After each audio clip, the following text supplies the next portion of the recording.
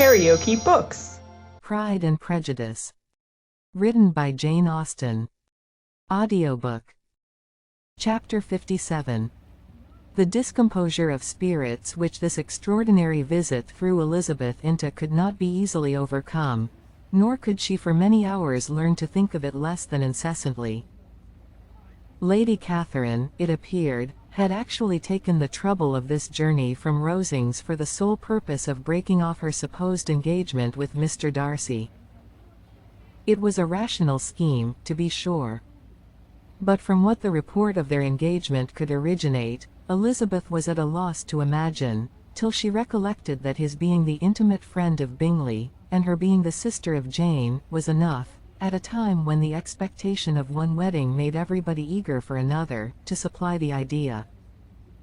She had not herself forgotten to feel that the marriage of her sister must bring them more frequently together.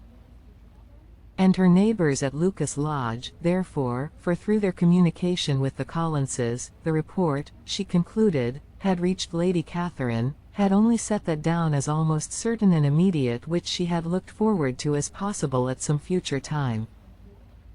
In revolving Lady Catherine's expressions, however, she could not help feeling some uneasiness as to the possible consequence of her persisting in this interference. From what she had said of her resolution to prevent the marriage, it occurred to Elizabeth that she must meditate an application to her nephew, and how he might take a similar representation of the evils attached to a connection with her she dared not pronounce.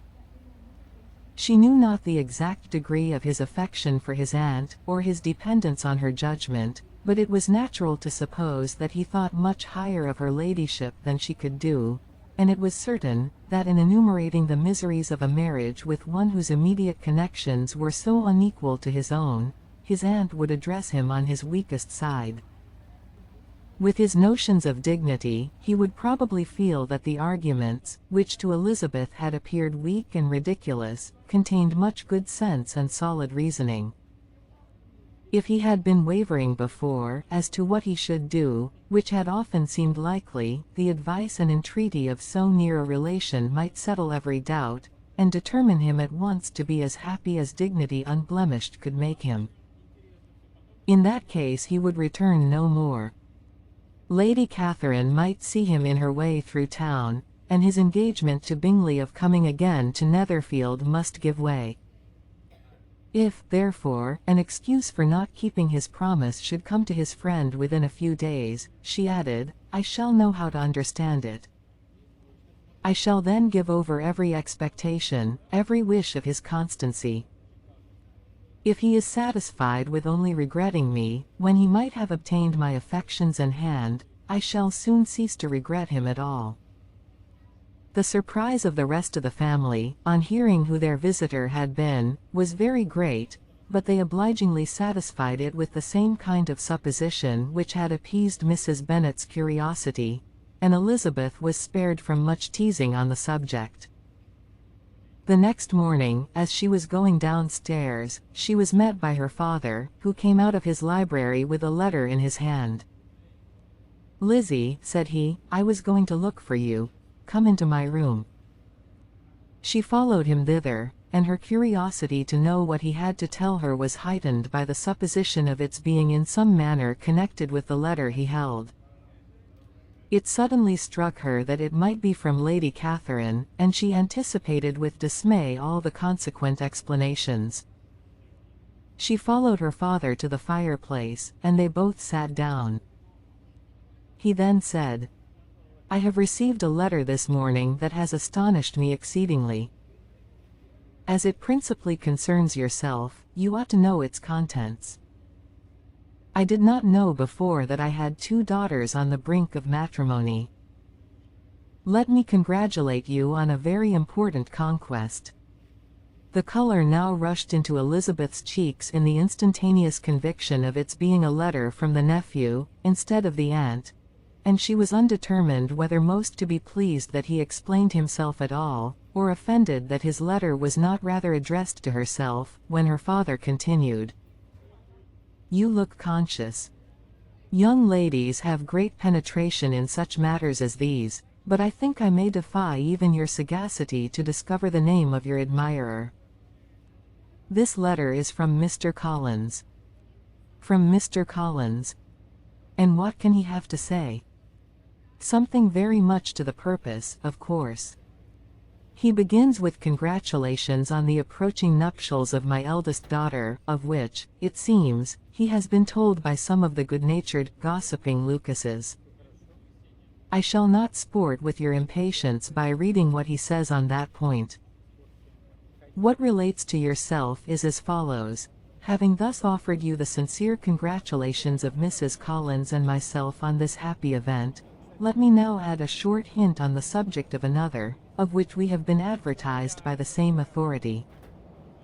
Your daughter Elizabeth, it is presumed, will not long bear the name of Bennet, after her eldest sister has resigned it, and the chosen partner of her fate may be reasonably looked up to as one of the most illustrious personages in this land.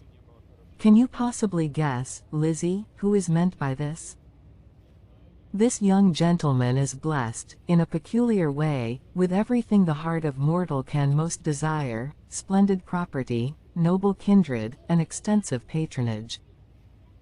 Yet, in spite of all these temptations, let me warn my cousin Elizabeth, and yourself, of what evils you may incur by a precipitate closure with this gentleman's proposals, which, of course, you will be inclined to take immediate advantage of. Have you any idea, Lizzie, who this gentleman is? But now it comes out. My motive for cautioning you is as follows. We have reason to imagine that his aunt, Lady Catherine de Bourgh, does not look on the match with a friendly eye. Mr. Darcy, you see, is the man. Now, Lizzie, I think I have surprised you.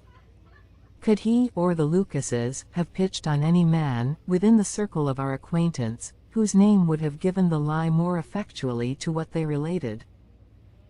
Mr. Darcy, who never looks at any woman but to see a blemish, and who probably never looked at you in his life. It is admirable. Elizabeth tried to join in her father's pleasantry, but could only force one most reluctant smile. Never had his wit been directed in a manner so little agreeable to her. Are you not diverted? Oh, yes. Pray read on. After mentioning the likelihood of this marriage to her ladyship last night, she immediately, with her usual condescension, expressed what she felt on the occasion, when it became apparent that, on the score of some family objections on the part of my cousin, she would never give her consent to what she termed so disgraceful a match.